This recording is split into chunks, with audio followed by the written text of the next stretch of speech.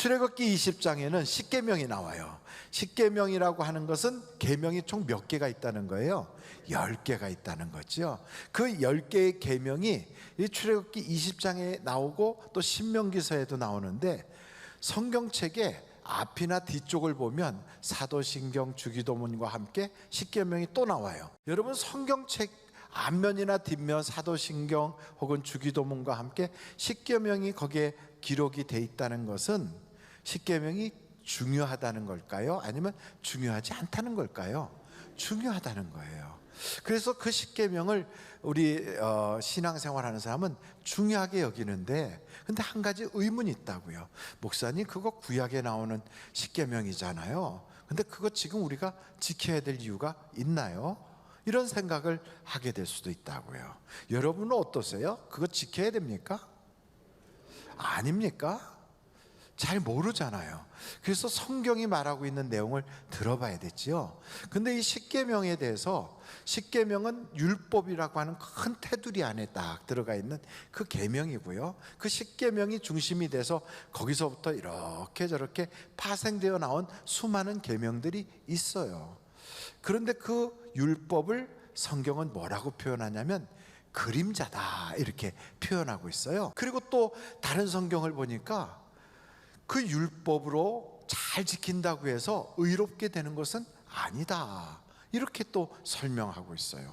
그럼 율법을 지킨다고 의롭게 되지 않으면 그 뭐로 의롭게 되는 거야? 예수를 믿음으로 의롭게 되는 것이다, 이렇게 말하고 있거든요. 그러면 언뜻 생각하기에 그 십계명과 율법은 과히 중요하지 않네, 이런 생각을 할 수 있어요. 그리고 나서 또 성경에 보면 그 십계명이나 율법은 천사의 손을 통하여 우리에게 주신 것이다. 그러니까 하나님이 천사를 통하여 우리에게 주신 것이다, 이렇게 말하고, 천사가 중보자인 모세를 통하여 우리에게 주신 건데, 그것은 하나님의 아들 예수님이 이 땅에 오실 때까지 있으라고 주신 것이다, 이렇게 말하는 부분도 있어요. 그러니까 이 십계명이나 율법은 뭐 그거는 그렇게 중요한 게 아닌가 보다, 이렇게 생각하는데 그렇지 않아요. 여러분, 한번 마태복음을 이제 한번 찾아보셔야 돼요. 마태복음 5장 17절, 예수님이 직접 말씀하시기를 내가 율법이나 선지자를 폐하러 온 줄로 생각하지 마라. 폐하러 온 것이 아니요 완전하게 하려 함이라. 진실로 너희에게 이르노니 천지가 없어지기 전에는 율법의 1.1획도 결코 없어지지 아니하고 다 어떻게 된다? 이르리라. 19절, 그러므로 누구든지 이 계명 중에 지극히 작은 것 하나라도 버리고 또 그같이 사람을 가르치는 자는 천국에서 지극히 작다 일컬음을 받을 것이요 누구든지 이를 행하며 가르치는 자는 천국에서 크다 일컬음을 받으리라. 그러니 이렇게 성경에 딱 나와 있으니까 저는 그 십계명과 율법을 다 지키라고 할까요? 그 중에서 몇 개 빼놓으라고 그럴까요? 다 지키라고. 왜냐하면 전 천국에 가고 싶고 또 천국에 가서도 하나님께 인정받고 싶거든요. 그러니까 정확하게 지켜라. 그리고 이 율법은, 그리고 십계명은 지켜야 하는 것이다, 이렇게 말씀을 드리고 싶다고요. 그리고 또 이 십계명에 대해서, 율법에 대해서는 하나님의 계명이라고 예수님이 직접 말씀하셨어요. 그러니까 하나님의 계명이기 때문에 하나님이 주신 거라고요. 누구를 통하여 주셨느냐가 중요한 게 아니라 누가 주셨느냐가 중요한 거죠. 누가 주셨다고요? 하나님이 주신 거예요. 근데 여러분, 이 십계명을 이렇게 보면, 근데 거기에 하나하나 보다 보니까 약속과 축복이 거기에 포함이 돼 있어요. 다른 말로 말하면, 여러분 거기에 보니까 5절, 6절을 한번 보세요. 그것들에게 절하지 말며 그것들을 섬기지 말라. 나 하나님 여호와는 질투하는 하나님인즉 나를 미워하는 자의 죄를 갚되 아버지로부터 아들에게로 3세대까지 이르게 하거니와. 6절 우리 한번 다 같이 읽어보실까요? 시작. 나를 사랑하고 내 계명을 지키는 자에겐 천대까지 은혜를 베푸느니라. 아멘. 야, 이거 지키면 천대까지 하나님이 복을 주시는구나. 야, 이거 굉장하구나. 여러분, 세상의 법을 잘 지키면 훈장 받아요, 안 받아요? 안 받아요. 법 잘 지킨다고 훈장 안 줘요. 그러면 공로를 세워야 훈장을 줘요. 법을 잘 지키면 아무 일도 없어요. 근데 법을 어기면 벌 받아요. 이게 세상 법이에요. 교통신호 꼬박꼬박 지키고 그 다음에 세상 다니면서 그런 법규 잘 지킨다고 상 주지 않아요. 그거는 다 그렇게 해야 되는 거예요. 근데 그거를 어기면 어떻게 되죠? 그러면 딱 벌금 내거나 구류 살거나 잘못하면 크게 어려움을 당해요. 법이라는 건 그런 거예요. 그런데 만약에 법이 아니고 계약이라면 이것을 이렇게 하게 되면 당신에게 이런 이익이 있습니다. 그리고 그 일을 위해서 나는 당신에게 그것을 보증해 줍니다. 이렇게 말하면 그것은 법이 아니고 계약이에요. 그것은 약속이에요. 그것을 언약이라고 표현해요. 여기 성경을 보니까 10가지 계명 중에 이걸 지키면 내가 천대까지 너를 보장해 줄게. 이것은 법이 아니고 계약이라 이 말이에요. 또 하나 거기에 보면 12절 한번 보실까요? 12절. 내 부모를 공경하라. 그리하면 내 하나님 여호와가 내게 준 땅에서 내 생명이 길리라. 그러니까 이것을 하라. 두 가지 하라가 있잖아요. 그거 하라 하는데 그걸 하게 되면 하나님이 주신 그 땅에서 생명이 길 것이다. 하나님이 장수하게 해준다. 그리고 너가 가지고 있는 그 땅, 내가 너에게 선물하고 그랬던 그 땅을 너가 잘 지키게 해줄 거야. 이런 이야기예요. 그러니까 이게 하나님이 우리에게 주신 계약서다 이 말이에요. 그러니까 이 계약서를 우리가 받았으면 그것을 내가 파기해버리면 이 계약은 이루어지지 않아요. 근데 하나님은 신실하신 분이라 하나님 쪽에선 파기하지 않아요. 문제는 연약한 내 입장이라고요. 내가 그것을 못 지키면 하나님이 내가 천대까지 지켜줄게 이걸 안 해주시는 거죠. 내가 너가 있는 그 터전에서 너에게 줄로 채워준 그 내가 축복의 그 자리 있잖아. 너의 가정, 너의 직업, 너의 사업장, 너의 그 모든 것 지금 누리고 있는 것을 내가 오래오래 누릴 수 있도록 내가 지켜줄게. 이런 하나님의 약속의 계약이 우리가 깨트리면 일방적으로 깨져버리는 거예요. 그래서 성경은 뭐라고 하냐면 우리 주님께서 이것을 지키라 하고 말씀하고 있다고요. 여러분 한번 찾아보실까요? 마가복음이에요. 마가복음 12장 28절로 31절 한번 찾아보세요. 마가복음 12장 28절. 서기관 중 한 사람이 그들이 변론하는 것을 듣고 예수께서 잘 대답하신 줄 알고 나와 묻되 모든 계명 중에 첫째가 무엇이니까 하고 물었어요. 예수께서 대답하시되 첫째는 이것이니 이스라엘아 들으라. 주 곧 우리 하나님은 유일한 주시니라. 내 마음을 다하고 목숨을 다하고 뜻을 다하고 힘을 다하여 주 너의 하나님을 사랑하라 하신 것이요. 둘째는 이것이니 내 이웃을 내 자신과 같이 사랑하라 하신 것이라. 이보다 더 큰 계명이 없느니라. 할렐루야. 그래서 이것을 사랑하라는 거예요. 지키라는 거예요. 그러므로 우리 사랑하는 성도 여러분, 성경은 우리에게 이거를 지키라고 하니까 우리는 지켜야 돼요. 한번 어깨를 쫙 펴고 자세를 똑바로 하고. 사람들이 그래서 물었어요. 그럼 예수님, 이웃이 누굴까요?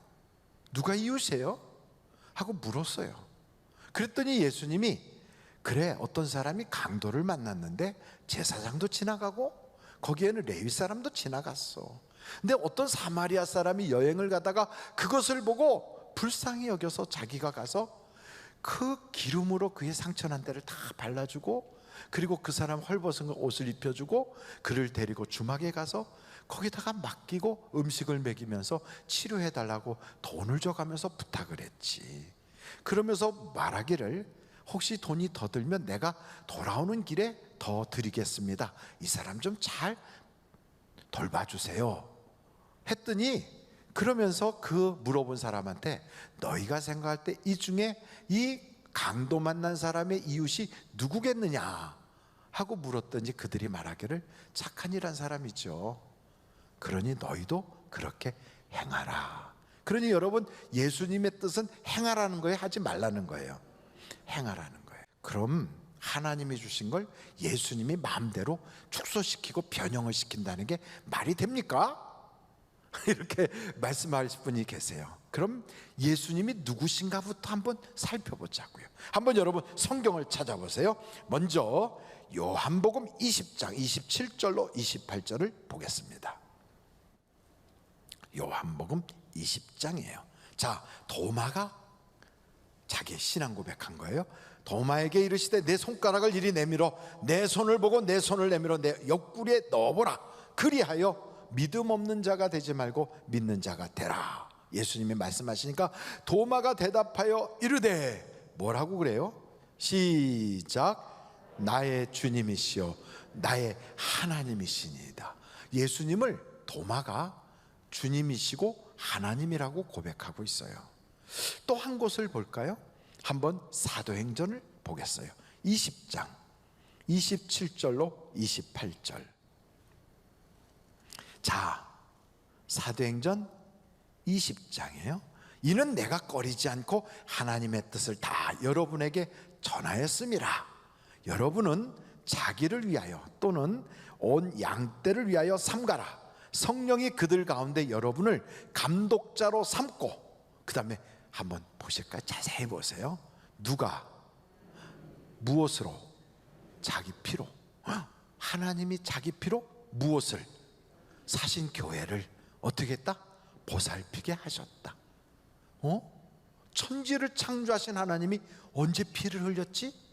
하고 봤더니 그 피 흘리신 분이 누구예요? 예수님. 그럼 예수님을 지금 성경은 뭐라고 부르는 거예요? 하나님이라고 부르는 거예요. 오, 하나님이 피를 흘리셨구나. 그래서 요한복음에 보면 태초에 하나님이 계시는데 그 하나님이 천지를 창조하실 때 그 말씀으로 창조하셨다. 그때 그곳에 누가 계셨나? 말씀이 육신이 되신 예수님이 계셨다. 이것이 바로 요한복음이에요. 그래서 여러분 요한 1서를 가보겠습니다. 요한 1서 한번 보세요. 요한 1서 5장. 요한 1서 5장. 요한 1서 5장 18절로 20절이에요. 자, 하나님께로부터 난 자는 다 범죄하지 아니하는 줄을 우리가 아노라. 하나님께로부터 나신 자가 그를 지키심에 악한 자가 그를 만지지도 못하느니라. 또 아는 것은 우리는 하나님께 속하였고 온 세상은 악한 자 안에 처한 것이며, 20절 아주 중요해요. 또 아는 것은 하나님의 아들이 이르러 우리에게 지각을 주사 우리로 참된 자를 알게 하신 것과 또한 우리가 참된 자 곧 그의 아들 예수 그리스도 안에 있는 것이니. 그는, 여기서 그는이 누구예요? 예수 그리스도예요. 예수 그리스도는 누구시라고요? 참 하나님이시요 영생이시니라.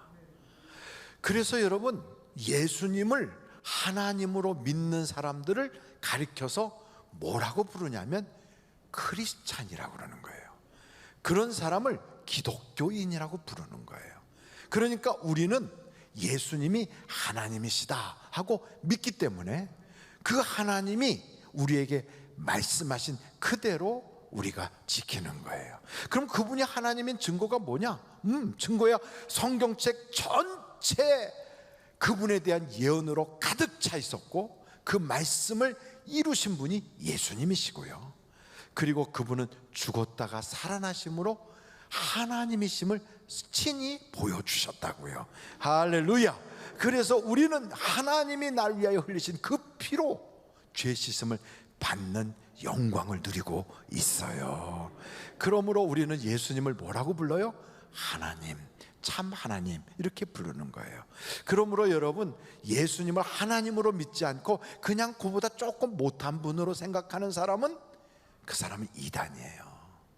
그리고 하나님 아버지는 이렇게 크고 예수님은 그보다 조금 조금 못한 하나님으로 생각한다면 그것도 이단이에요. 성령 하나님, 성자 하나님, 성부 하나님은 다 똑같은 하나님이시고 다 삼위일체가 되시는 하나님이시다 이 말이에요. 할렐루야. 그래서 여러분, 그 하나님이신 예수님이 그래, 내가 너에게 십계명 그거 10가지나 돼서 힘들지, 그거를 큰 10가지를 쫙 줄여서 둘로 줄였잖아. 그런데도 지키기가 어렵다고? 그럴 줄 알았어. 내가 이제부터는 한 개만 줄게. 너 그거 지키면 되는 거야. 그게 뭔데요? 그랬더니 예수님이 요한복음 13장에 이렇게 말씀하고 계세요. 여러분, 요한복음 13장으로 가겠습니다. 이 말씀은 아주 귀해서 13장 31절을 보시면 이렇게 말씀하고 있어요. 그가 나간 후에 예수께서 이르시되, 여기서 그가 나간 후에라는 건 가룟 유다가 예수님 팔아먹으려고 나간 거예요. 그러니까 12제자 중에 가룟 유다 빠지고 몇 명이 남아있어요? 11명의 제자가 남아있는 바로 그때 마지막 순간에 가르쳐 주신 거예요. 그러니까 이건 가룟 유다는 이건 몰라요. 그러니까 여러분, 지금 이 자리에 듣고 계시는 여러분들은 가룟 유다는 듣지 못한 걸 우리는 듣고 있는 거예요. 할렐루야. 그러면서 우리 주님이 말씀하시는 거예요. 가룟 유다가 나간 다음에 거기에서 뭐라고 말씀하시냐면 34절 보세요. 새 계명을 너희에게 주노니 어떻게 하라? 서로 사랑하라. 이 계명을 준다는 거예요. 그러면서 내가 너희를 사랑한 것 같이 너희도 서로 사랑하라. 그러니까 이 계명이 전에는 10가지였는데 그걸 둘로 줄였어요. 하나님을 사랑하라, 내 이웃을 내 몸같이 사랑하라. 이랬던 주님이 이제는 내가 너를 사랑한 것처럼 너희가 사랑하라, 이렇게 말씀하세요. 처음에 말씀드렸죠. 이게 법이면 이거 안 지키면 죽여요, 아니면 벌 받아요. 그런데 이게 계약이라면 안 지키면 이게 깨져요. 근데 지키면 이걸 통하여 약속한 축복이 이루어져요. 그러면 여러분, 이걸 통한 약속한 축복이 뭔가요? 그것이 바로 요한복음 14장에 나와 있어요. 14장에 14절과 15절 한번 보겠습니다. 14장 14절 15절. 내 이름으로 무엇이든지 내게 구하면 내가 행하리라. 너희가 나를 사랑하면 나의 계명을 지키리라. 예수님이 내가 너를 사랑한 것처럼 너희가 서로 사랑하라 하는 요 계명에다가 거기다가 하나님의 약속 축복을 딱 갖다 묶어놨는데 무엇이든지 기도하면 응답 주겠다는 약속을 거기다 넣은 거예요. 그러니까 여러분, 종종 이런 생각하거든요. 왜 기도하는데 응답이 없어? 분명히 성경에는 내가 한 것보다 너희가 더 큰 일을 하리라고까지 말씀하시고 내 이름으로 구하는 것을 내가 시행하리라 하셨는데 왜 주님은 응답하지 않지? 여기 아주 힘들어하는 거예요. 교회 다니면서 기도 응답 받은 사람이 희귀해. 많은 사람들이 기도는 하는데 실제로 응답 받은 사람하고 손들면 몇 명이 없어요. 꼭 금싸라기만큼밖에 응답을 못 받아. 그건 왜 그러는가 하고 봤더니 바로 요 말씀을 안 지켜서 그래. 안 지켜서.